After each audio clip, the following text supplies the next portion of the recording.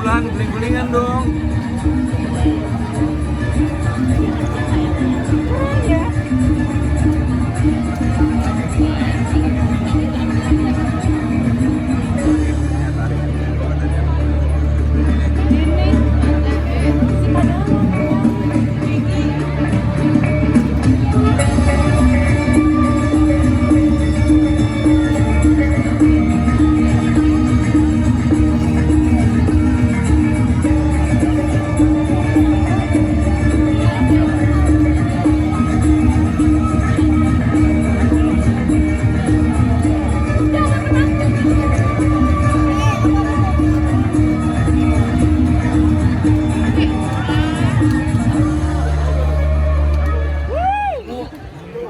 Alkisah, berdirilah kerajaan yang menghadap ke hampa Samudra Hindia.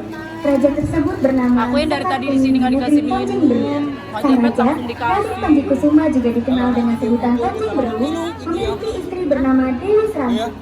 Raja dan ratu memiliki seorang putri yang sangat cantik yang diberi nama Mandalika. Putri Mandalika ingin menjadi gadis santun, rendah hati, dan sangat menyayangi rakyat. Selamat pagi, Baginda Raja. Selamat pagi. Selamat pagi Putri. Selamat pagi Bu. Sini saya bantu ya Bu. Boleh. Terima kasih ya cantik. Lihatlah betapa cantiknya Putri Mandalika. Aku sangat ingin memiliki anak sepertinya. Sebenarnya bukan cuma wajahnya yang cantik, tapi kayaknya juga cantik. Dengan kepribadian cantik warnawan seperti itu, kenapa dia belum juga menikah ya? Sudahlah, urusan jodoh kan sudah ada ngatur. Kita turut berdoa saja, semoga Putri Mandalika secepatnya menikah agar ada yang mewarisi kecantikannya itu. Begitulah, walaupun sudah memiliki umur yang cukup, namun Putri Mandalika belum juga menikah. Hal ini membuat sang ayah, Raja Tanjung Beru, sangat merasa khawatir. Namun, siapa sangka cerita dari mulut ke mulut mengenai para rupawan dan budi baiknya membuat banyak pangeran dari kerajaan-kerajaan yang dekat maupun jauh hendak memperistri Putri Mandalika.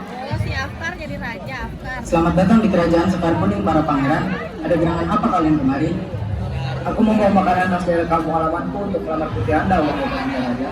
Aku membawakan kain sutra yang sangat lembut ini untuk meminang putrimu, wahai Baginda. Aku membawa beberapa kilogram emas untuk memenangkan hati Putri Mandalika, Baginda. Terima kasih para pangeran. Keputusan tidak ada di tanganku. Aku akan bertanya pada Putri Mandalika terlebih dahulu, dan ia sendiri yang akan memberitahu kalian jawabannya nanti. Sambil menunggu jawaban, kalian boleh tinggal di pavilion tamu kerajaan hingga Putri Mandalika memberikan jawabannya. Baik, Baginda.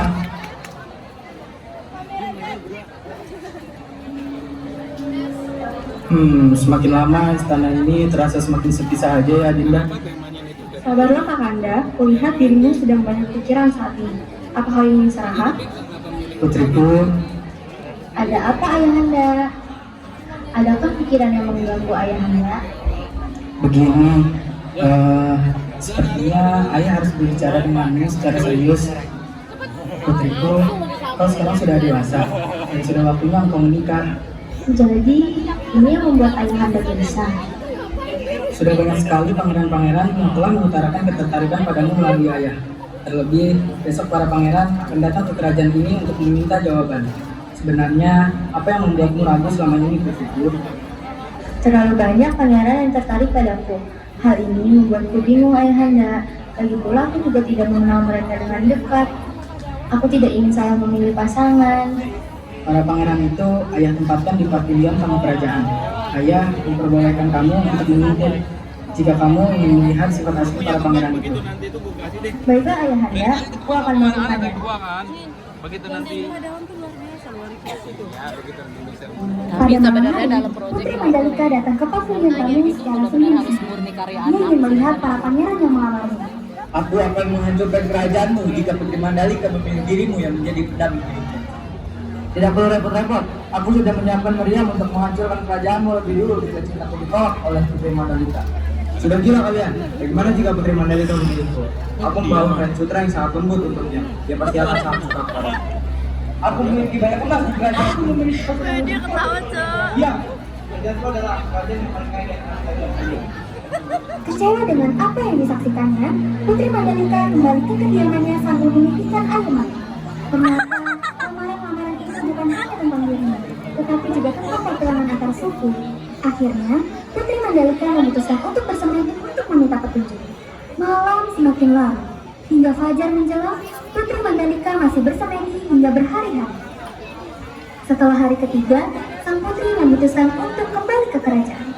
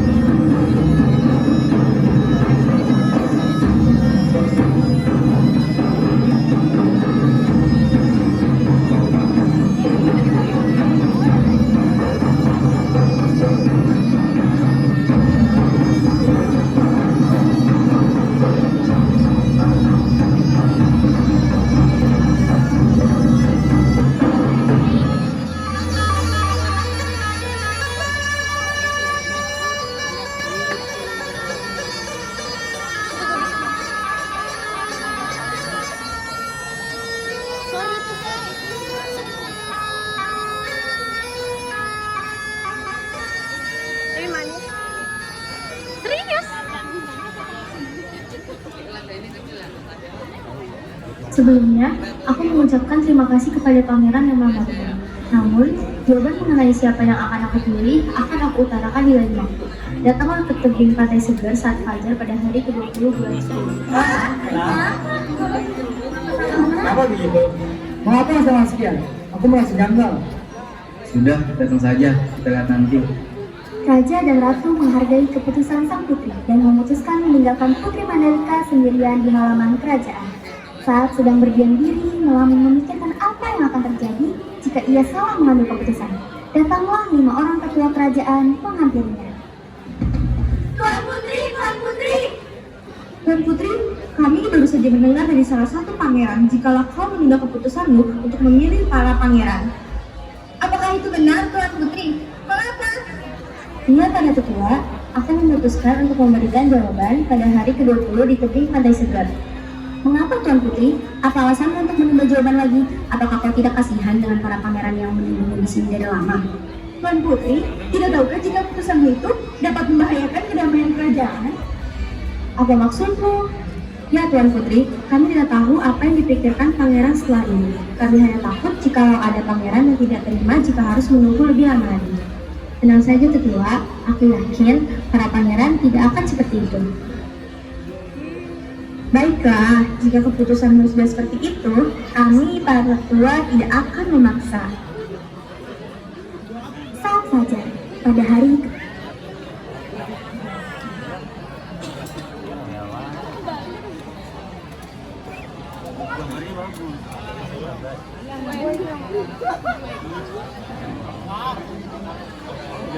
Laut. Oh ini laut. Oh, bagus. Ada ubur-uburnya. Iya, ada ubur-uburnya. Ada laut. Laut, iya ya.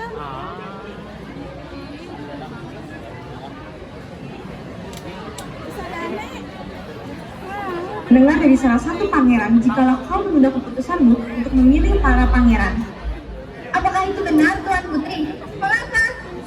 Dengan tanda tetua akan memutuskan apa alasannya untuk menunda jawaban. Tidak tahu jika keputusanmu itu.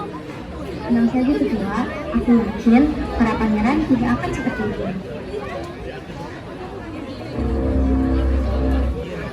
Putri Mandalika juga ketika itu di hadapan para pangeran. Nah, jika keputusanmu sudah seperti itu, kami para tetua tidak akan memaksa. Saat fajar, Pada hari ke-20 bulan 10, para pangeran sudah berkumpul di tepi pantai selatan. Raja dan ratu beserta Putri Mandalika berjalan menghampiri para pangeran. Sesampainya di hadapan para pangeran, Putri Mandalika berjalan menuju atas tebing. Berdirinya aku di sini untuk mengatakan keputusanku yang sudah kujanjikan. Aku tidak ingin ada perpecahan di antara negeri-negeri di Lombok. Aku hanya ingin kedamaian untuk para rakyat. Maka dari itu, aku menerima semua lamaran dari kalian para pangeran. Ayah, Ibu, terima kasih atas segala waktu dan usaha yang engkau berikan kepadaku. Maaf jika aku belum bisa menjadi anak yang berbakti untuk kalian. Putriku, apa yang kalian lakukan? Cepat selamatkan putriku. Baginda, aku tidak melihat ada Putri Mandalika. Yang kulihat hanya cacing yang menyerupai Kian Sutra Putri Mandalika. Apakah Putri Mandalika bersiluman menjadi cacing? Tidak, putriku. Putri Mandalika yang baik hati pun berubah menjadi cacing-cacing berwarna di laut. Cacing-cacing tersebut dikenal dengan nama Nyong. Dan hingga saat ini, untuk menghormati pengorbanan Putri Mandalika, para warga kerajaan Sekat Kuning mengadakan bali-mele setiap tahun. Pada hari ke-10, Putri Mandalika juga dipilih untuk dijadikan sirkuit, yaitu Mandalika International Street Circuit.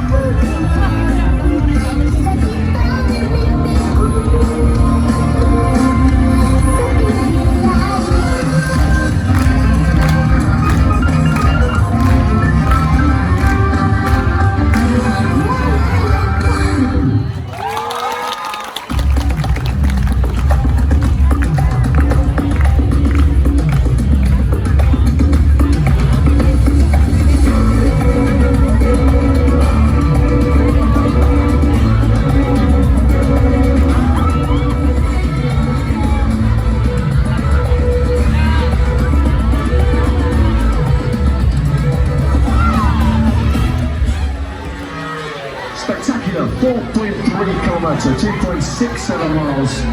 Mandalika Circuit.